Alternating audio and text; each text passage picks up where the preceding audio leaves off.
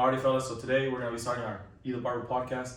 This is our first guest. His name is Juan Acevedo, and he has a lot to talk to us about when it comes to business and a little bit about life and a little bit of his experiences in life. And we're going to learn a little bit of everything. So we're going to start off by Juan Acevedo. Where were you born?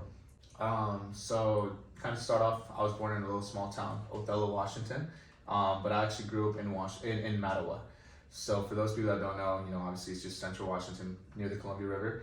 We didn't have a hospital in Mattawa, so my mom, I'm sure when she was pregnant and she had to go, they had to drive like an hour away where I was born, which is crazy. So yeah, I was born in Othello, Washington, and I lived 10 years in Mattawa, moved around here and there when I was younger, but that's pretty much it, man.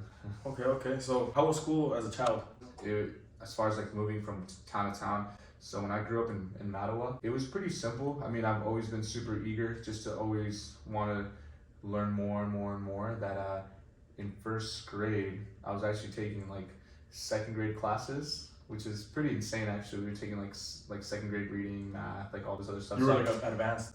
Yeah, I was taking a little bit of advanced classes, and I've always been super ambitious. I remember my mom was like telling me, she's like, I'd wake up like around 6-7 a.m. and she'd try to wake up so that I could go get ready to go to school, and I was actually already in the bus, so it was like, you're always one step ahead. Always one step ahead. Okay. Like, what I really liked was like I never had to wake him up, so it was cool, man. Honestly, that's sick. Always been just like super eager and motivated for school and everything, Wow, It's been great, man. Honestly. Okay. And sports wise, how was your life in sports?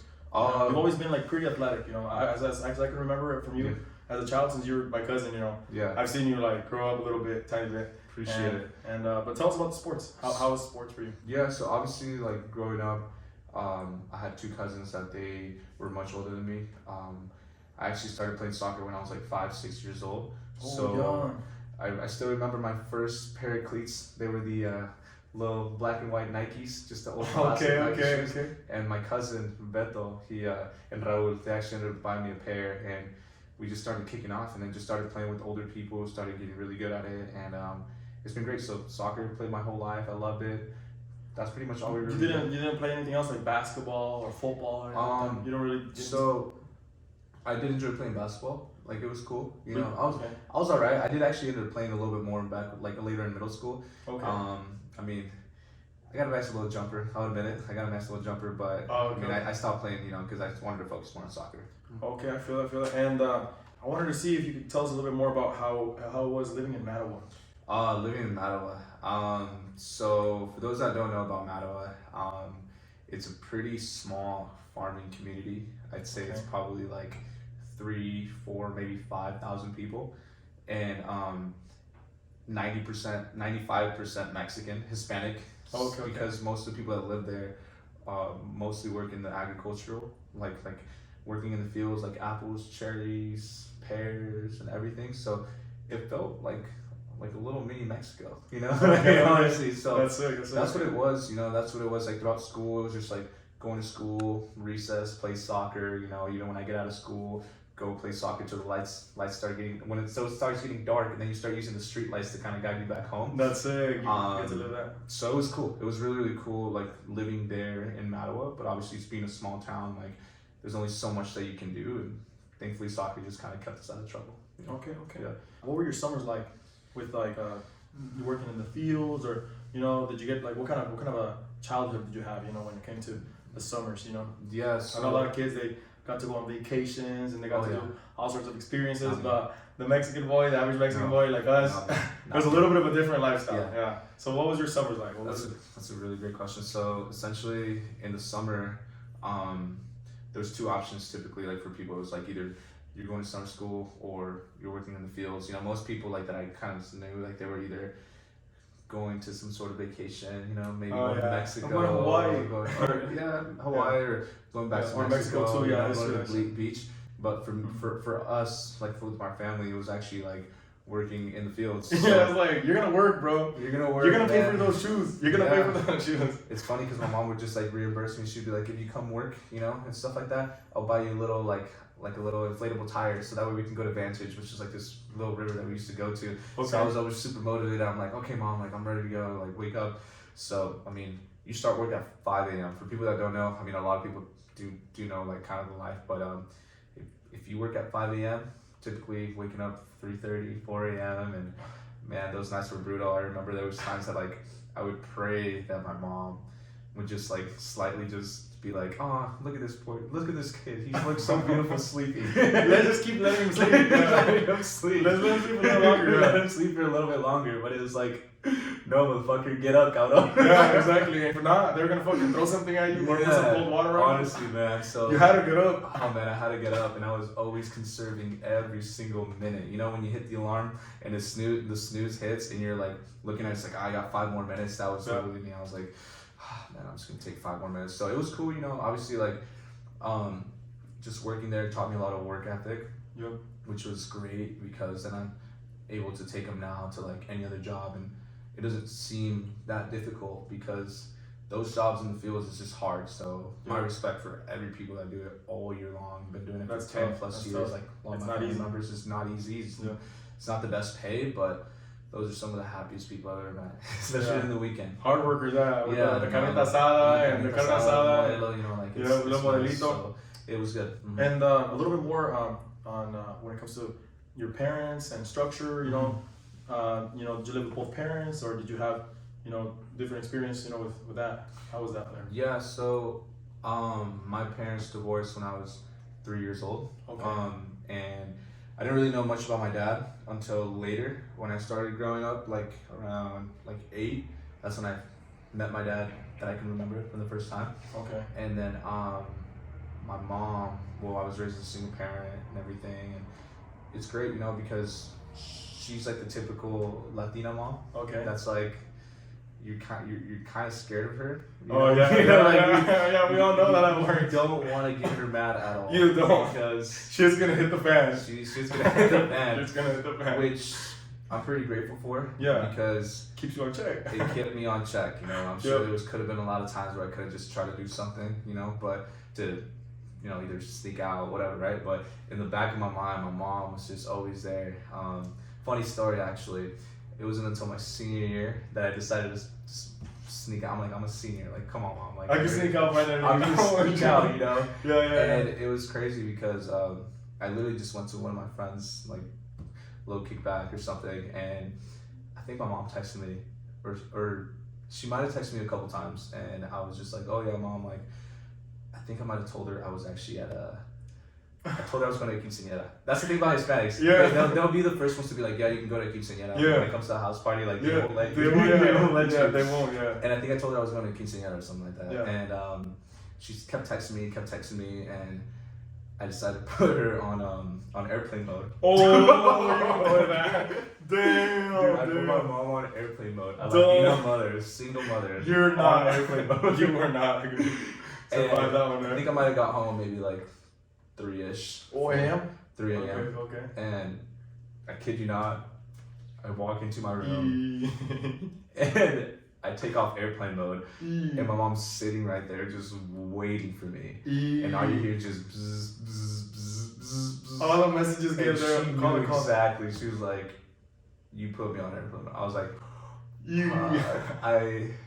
That was tough. That was tough. That was a very, very tough week, But other than that, I mean, before that, I've always been a really, really good, sweet guy. So we want to move on to your transition from Royal City to Yakima. How was Yakima? I know you got to live in Yakima a little bit. Yeah. So when I first moved to Royal City, it was just different because I've never been the new kid. Okay. Obviously, like, it felt a little strange, just like moving to a new school, not knowing everybody, and it was like 5th grade, so all you really think about is like your friends. Yeah. So having to start all over, it was rough, but playing soccer was like one of the biggest things that I enjoyed. So during recess, it was kind of just like, fuck it, I'm just gonna go play soccer. Luckily just by playing and doing well, like, I got to meet a lot of kids, and then that's how I got to myself to like know people and everything. But then when we ended up moving to Yakima, it was my 8th grade year, and I was like, oh man, again? Like, we just moved here to Royal City, but Yakima was a bigger city compared to where I lived, like 2,000 to 3,000 people. So Yakima was like 90, maybe 100,000 people. So to me, I felt like I was in Seattle. I swear, dude. It was so different. Yeah. It was so different. I mean, I had family in Yakima, and I always enjoyed going to Yakima because that's where all my family lived. Living there is different. But living there was different. Yeah. I mean, it was an interesting experience just because one of the middle schools that I went to, there was like a bunch of fights. Yakima. Like, for those watching, I went to Washington Middle School, and I'm sure you guys know, but that middle school is insane, bro. You want to go watch free fights, just go there. It was a fighting school. It was a fighting school. And what about from going from Yakima to Sunnyside? How was that? Yakima to Sunnyside. Yeah, that was actually my junior year. So that was a big transition, honestly. Yeah, man, because this big school, all this stuff, fights and all that you're saying. Yeah, I mean, Sunnyside less fights. You think Sunnyside had less fights or? Oh yeah, way less fights. Yeah. Oh, okay. Oh yeah, Sunnyside was way less fights compared to Yakima. Yakima just. It's like a UFC. The land of the fighters, yeah. Yeah, all the time. But it was cool though. Like Yakima was nice. When I went to Sunnyside, there's an old saying in Sunnyside. It's like, smelly side. It's true. Why smelly side? There's all the manure and the cow. Oh, yeah. There's a dairy. There's a dairy there, so it just smells like, like cows and shit. But it's cool. I remember I had a bus sometimes pass by there, and it really, really smelled like just straight manure. I used to never get used to the smell until eventually I was just like, you know what, like, okay, like what is that? I would always wonder until I started getting, this is when I was like 6, 7 years old, or like 8 years old actually, because I came here to America when I was like 7 years old. 7 years old. And I remember like over there where I lived, there wasn't that many cows. There was some cows in the farms over there in the Rancho de Mexico. But over here there's like freaking 300 cows in one little spot. Yeah. So they really make the smell really just pop out. Yeah, man. It's like a cow freaking, the cow land, No, yeah. And Sunnyside. It's so different when you're a kid. It's different. But no, in Sunnyside it was nice. Like it's a little bit smaller than Yakima. Yeah. And I mean, I had a great experience being there. Met a lot of great people. So looking back at it, go ahead. Oh, okay, no, go ahead. Yeah. I was just gonna say, like, looking back at it, like moving from town to town and city to city at a young age, like I hated it. Oh, okay. But as time progressed, I ended up realizing, like, I was just networking, I guess. You were learning. I was learning, yeah, you were meeting all sorts of people. I'm sure you have like on your following, on your platform, on your social media, you have like a lot of people from different towns. Because you've been everywhere, honestly. Yeah. One of the other places that I know that when you graduated, you went to Northwest Christian University. Yeah. How was it, graduating and then going to this Christian university? I'm kind of curious why you even chose Christian. You know what I mean? Like Christian University. Christian University. I'm just curious because when I went to college, I went to a Catholic university, right? Catholic. Yeah, because I was like, you know what? I know my life's gonna get a little reckless. Yeah. So I was like, I want the Lord to be there for me. So I was like, I'm gonna choose a Catholic school so I can be holy. And honestly, dreams, don't always come true. Of course. So, things happen. But anyways, why did you choose Northwest Christian University? Yeah. So to be quite honest with you, I didn't really think about it just because of this Christian school. I mean, I was born and raised Catholic. Of course. Baptism, First Communion, all exactly, that stuff. all our family. But it was just more for soccer, Oh, they do like something with it? It was a scholarship, yeah. So that makes sense. Essentially, I was big into soccer. Like I still love watching soccer, playing it, but I was trying to play college and ended up getting a scholarship to go play to Northwest Christian. So I was like, it's in Eugene, Oregon, right across from U of O, University of Oregon. Never been to Oregon like that. I'm just a huge traveler. I was like, why not? Okay. So I ended up moving to Northwest Christian for 5 years, and it was great. And I know you told me something about from Northwest University to moving to WSU, but something about a book, the Lorac or something. Like, we're gonna talk about that. Okay. What were you gonna say about that? Something about some book that you read. So what happened was, and that's actually what happened was like, I went to Northwest Christian, and during the soccer season, is actually in the fall, as opposed to like in high school where it's during the springtime. So I was so just distracted with soccer. I wasn't really focused on the academic side. Although I was going to class and everything, I was just more focused on the soccer games and everything. And I mean, like, for that season, like, it was actually really, really fun. Got to travel different locations, went to like Montana, like Southern Oregon, like all these other places, Washington. I mean, coming from Washington, right? Like, it just allowed us to travel a lot. And once the season was done, then I actually had to focus on the academic side.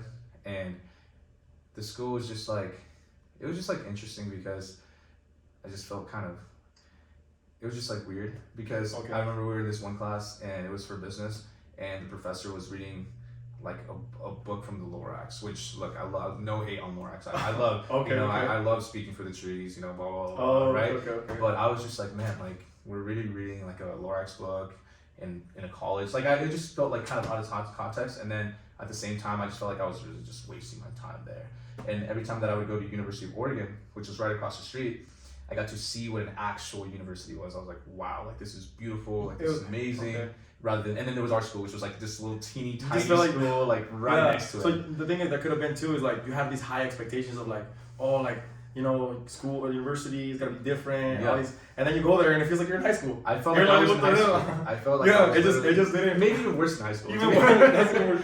And we're gonna move on to the next question about sales. So I know you're a salesperson. You're really good at. He's always selling and different stuff. Well, you're actually specific in what you sell. So can you tell us a little bit about your sales? How did you get into sales or? How did you get into sales? So when I ended up transferring to Washington State University, it was great because I got to meet a lot of different people from different areas, different states and everything. And obviously I was applying for financial aid, like couldn't really afford a lot for college. So I was just trying to get scholarships and everything. And it happened that I was walking in campus and I saw this little banner that said Alta marketing or some more marketing opportunity for the summer. And it says you can make $10,000 to $20,000 in the summer. You're like, that's a and lot of money. That's a lot of money. I want to work. I want some cash. Yeah, who doesn't want like a lot of cash? Obviously. I was kind of looking back at like what I did. Working in the fields just to make like maybe $4,000 or $5,000. So I was like, I've just always been like a risk taker. That I'm just like, I know you are. I'm like, gonna go hear them out, see what they have to say. So then I ended up going, and then they ended up inviting me. It all started with the pizza party. It all started with the pizza party. How did it start with the pizza party? It was just like, hey, we're having a meeting, this day, so and so at this location, it's pizza, and blah, blah, blah. So then I was like, all right, cool, like, let me go hear them out. And I was sold, like, I was already like, I'm ready to go. Yeah. But it happened to be that in the fraternity that I was in, Teaks, they were also doing something similar. And obviously I was just like, okay, well, I'm already sold on this sales job. It's the same industry, but I'd rather go with the people that I know. So I ended up not going with them, but I ended up going with the ones in my fraternity. Okay. And I didn't know what it was. I was like, I don't know what I got to do, but I'm willing to try. I want. Where's the money? $10,000. You're like, where's the money? Show me the money. I will become an accountant. I will do anything, So then that's when I ended up meeting them, and then they were just kind of telling me what it was, and essentially it was direct sales for pest control. Pest control. How was that first summer in pest control? Dude, it was one of the best summers of my life. Okay. One of the best summers of my life. Why was it so good? Because one, imagine being with some of your best friends in a different city, all in like one place. Okay. Kind of. We went to Philadelphia, so we were out in Philly selling pest control during college. Just a bunch of our friends just going out working our asses off, and then during the weekend, going out and celebrating, right? Yeah. So it was such a good experience, but it was also very, like, just a lot of growth because in sales you deal with a lot of rejection. A lot of people just like, we're not interested. A lot of objections, like people not interested, and then you learn to adapt and overcome those skills of like how to do things differently. And at the end of the day, like, super grateful because I ended up making good money, came back, and then I was like, dude, I'm stoked. The first year I'm ready to go back again. So it was great. Like I thought it was one of the best experiences of my life. And how did the pandemic affect you during that? Because I know that it had some kind of an effect with your sales business. Yeah. Not business, but sales, career or whatnot. So that was in the summer of 2019. And then when I wanted to go back in the summer of 2020, Philadelphia was like shut down. They were Pennsylvania was like shut down. Like no one can travel, all this other stuff.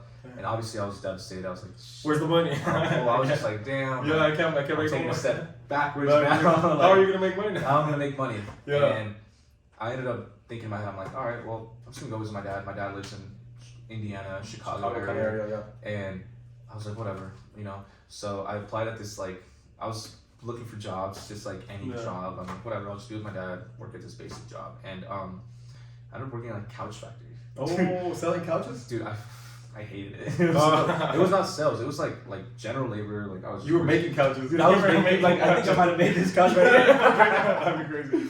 No, it was one of the hardest things ever. Dang, what were you doing? Like putting the like just putting like the padding, like all together, all that stuff. Were you sewing? No, I wasn't doing that, but I had to Okay. put like this padding and like all this other stuff, and I was always messing up. Like, have you seen Undercover Boss? Honestly, I haven't. You haven't? No, but like something similar. Something similar where I'm just kind of just like trying to do it, but I'm like doing horrible. I felt like at some you point, didn't know what you're doing. dude, it was hard. It was Yeah. so Because you were hard. just You gotta smooth out the edges, make it look perfect. If it comes out too like squared, they return it. Okay. Quality control. So it was bad. And Okay. in my head, I'm like, ah, man, this sucks. Tough. You know. It was not easy. It was not easy. What about so working in the hood, you kind of worked also kind of like in actual Chicago, kind of like the hood, you know, with the alarms. I know you kind of went from that whole couch thing. How did that transition go from, you know, working on couches and all this to all of a sudden selling alarms, and then, you know, being in the middle of the hood, you know, dealing with all sorts of people, you know what I mean? So, you know, and a little bit more danger. Yeah. You know? So essentially, I was mowing my dad's lawn. Okay. Just basic thing, right? And there's this guy that ended up like knocking on my dad's door. Okay. And at first I had no idea what was going on, but it ended up turning out like he was selling security, like alarms.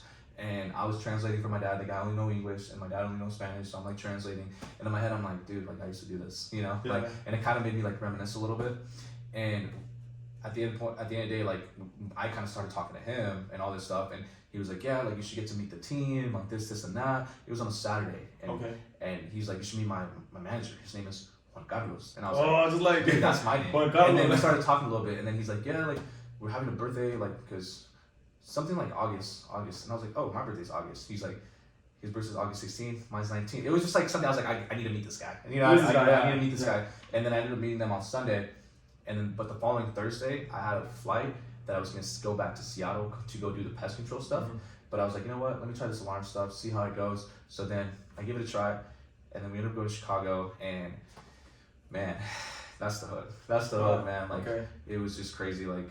What was it like going door to door, you know, like man, you know, like people need security there, you know. Okay, were there some people that just were more confrontational there, like they just don't like the fact that you're there, you know? Do you feel like there was like a little bit of like, you know, maybe a little bit of like prejudice towards like Mexicans, or is there anything like that, or it was just like they just don't, people around that area, they just didn't really want somebody knocking on their door, you know? Like, no, I think what was it like, you know? Yeah, so I was people just easily bothered there. For me, I feel like I'm just pretty like laid back, like to chill. Well, I know like I'm just kind of relaxing, like I see. You don't like problems, like you're just like, okay, you want me here? People doing like a little barbecue. I'm like, hey, what's going on? Yeah. How are you? You know? I think the energy I was giving, like they really liked me. Oh, but there's certain places where you got to be more careful and stuff like that. You got to be a little more tougher. I mean, you know, stand your ground. You know, you gotta know. Be true to yourself. Be careful. Be aware. Perspicacious. But other than that, I mean, it was probably one of the most fun summers because it was just super fun. I had so much fun, made some good money, and ended up doing alarms. And so I know you went from doing that, the whole alarm thing, and then you were gonna go back to college. Yeah. Somehow you ended up deciding to just drop out. Yeah. Like, how was that right there? So when I was doing like sales, I felt like that's really what I was really, really good at. Mm-hmm. And when I was in school, and then so I went from having a really successful summer to then going back to school and just not doing well. You know, I was doing like an accounting major, quote unquote. I didn't even know what I wanted to do. I felt like I was really just wasting my time.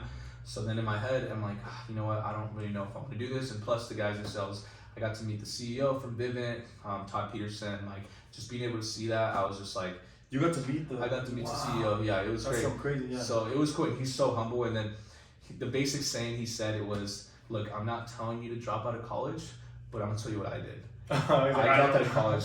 I started my own business, and I just hired all the Harvard graduates.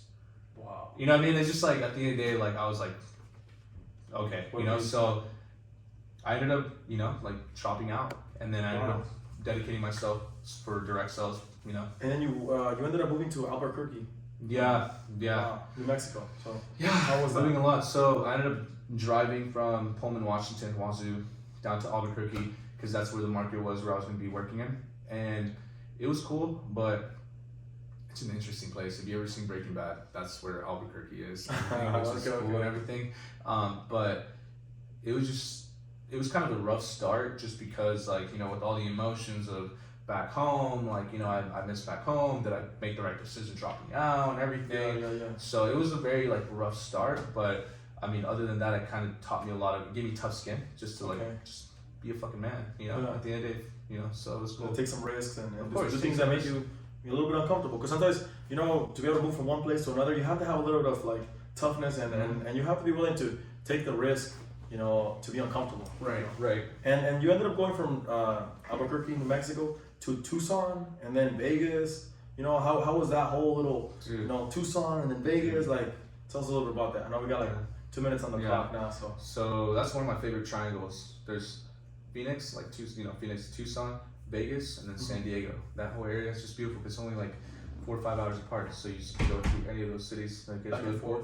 But when I was in Tucson, like, it was cool. I felt like it was a breath of fresh air from Albuquerque because I hated Albuquerque. I'm not saying it's a bad city. I just didn't really like it, you know. And then ended up going to Tucson, had a great time, started selling more, doing great.